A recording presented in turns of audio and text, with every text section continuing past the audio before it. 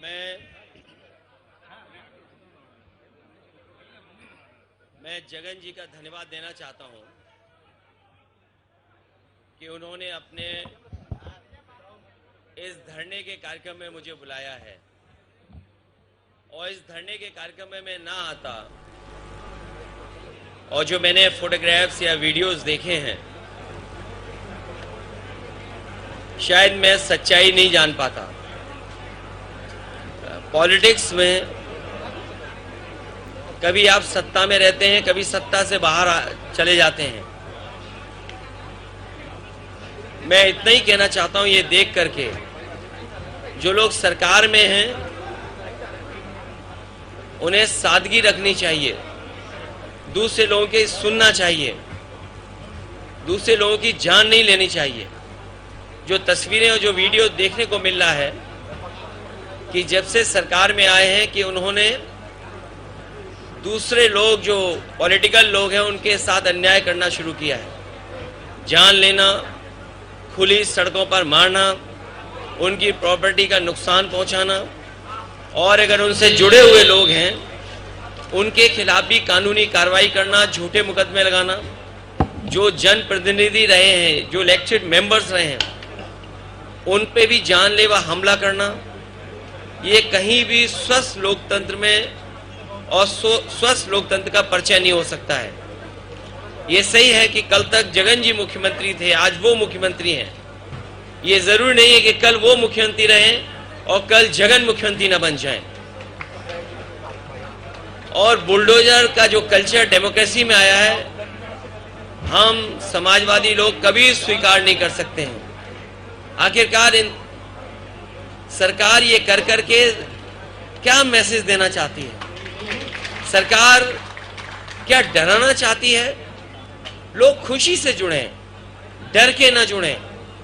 लोकतंत्र की जीत तभी होगी या अच्छा मुख्यमंत्री वही माना जाएगा जो डराए नहीं।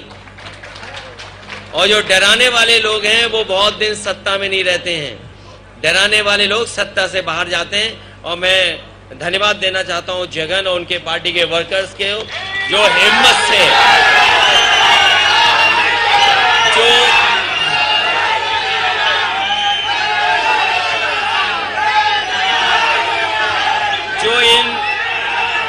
जो इन कठिन परिस्थितियों में भी अपने नेता के साथ हैं। और मैं देख रहा हूं कि जगन जहां नेता हैं लेकिन वो अपने वर्कर के बीच में है। जो नेता वर्कर रहता है वो नेता हमेशा बना रहता है। आज वर्कर्स के लिए लड़ रहे हैं, यही वर्कर्स हैं जो कल आपको लड़ करके वहां पर दोबारा पहुंचाएंगे।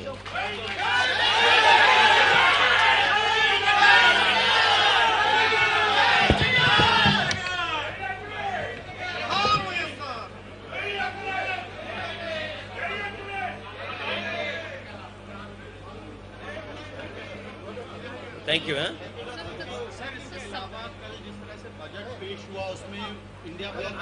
देखिए, बजट पे मैं इसलिए नहीं बोलूंगा, ये जगन जी का मुद्दा है, इसको आपको दिखाना चाहिए, बताना चाहिए कि वर्कर के साथ अन्याय नहीं होना चाहिए।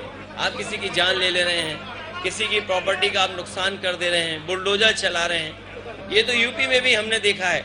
और मैं उस तकलीफ, उस परेशानी को महसूस कर सकता हूँ कि यूपी में भी जब बुलडोजर चलता था और न्याय के लिए जब लोग जाते थे, एक कदम आगे देखा है हम लोगों ने, एक कदम इससे आगे देखा जो फेक इनकाउंटर देखा।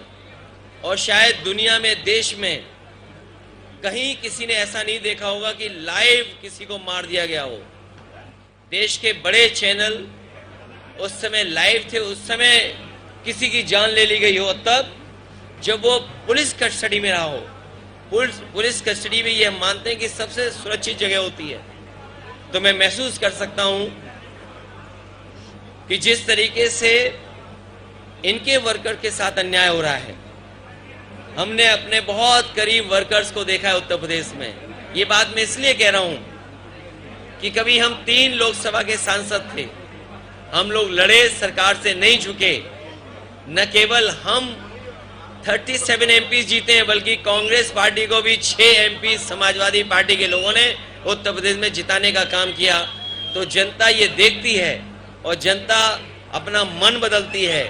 हो सकता है जनता ने वो बात न समझी हो, लेकिन आज जिस तरह का सरकार का व्यवहार है, कल जगन की पुरानी बातों को वो महसूस करेंगे, पुरानी पॉलिसीज को वो याद करेंगे, पुराने कार्यक्रम को वो याद करेंगे, फिर एक बार उनके साथ खड़े दिखेंगे।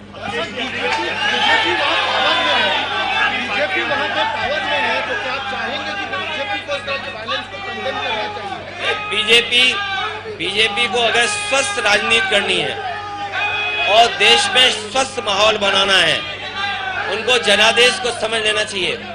जनादेश यही है कि यहाँ पर भाईचारा हो, स्वस्थ राजनीति हो। आप देखिए अभी कावड़ को लेकर के क्या किया था सरकार ने, लेकिन सरकार को पीछे हटना पड़ा। जनता स्वीकार नहीं कर रही है, जनता वायलेंस को पसंद नहीं कर सकती, जनता कभी भी नहीं चाहेगी कि एक दूसरे की जान ले कोई। अखिलेश जी, आपने यहाँ पे वीडियोस देखे अभी, और बहुत सारी पार्टियां ऐसी हैं जो आपके साथ हैं, क्या अपील आप उनसे करना चाहेंगे कि वो आके देखें या साथ दें? मैं साथ हूँ, क्योंकि ये देखना जरूरी है कि अगर सत्ता परिवर्तन होता है तो क्या अन्याय किस सीमा तक चला जाता है। हमारा इस एग्जीबिशन में आने का मकसद यही है कि कल मुख्यमंत्री जगन थे, आज दूसरे हैं, कल कोई और भी होगा, तो ये वर्कर के साथ अन्याय नहीं करना चाहिए। चलिए चलिए ठीक है, थैंक यू जगन है, थैंक यू,